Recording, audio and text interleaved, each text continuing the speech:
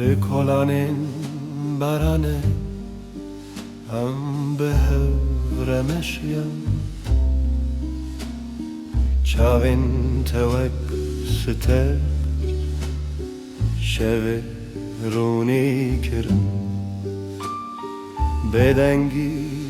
dinav beramede tane dilimin nave tegutin Gava kuten min rekeni Cihan hinekî xweştir dibe Wek stranek Fransiyake Diguê min de hêdî dimeşe Navê te li dilê min Wek şîravê evînin Tu yî rojê min, tu yî şevê min Di nav xewnên min de her tim tu yî Li kafeyekê biçûk Bi qaxweyek germ di destan de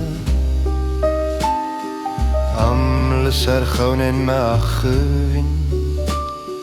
Wek ku dem rawesteye Tu gotî jiyan kurt e min got belê lê evîn dirêje Ji wê rojê ve ez bi dengê te dijîm Gava ku te min rekenî Cîhanenekî xweştir dibe Wek stranek Fransiyake Diguê min de hêdî dimeşe Navê te li dilê min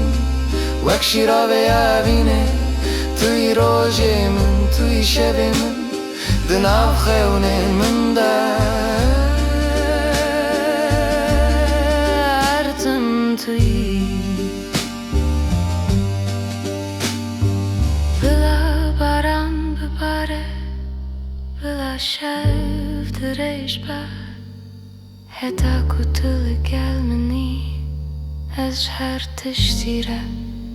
amade me Navê te li dilê min Navê te li dilê min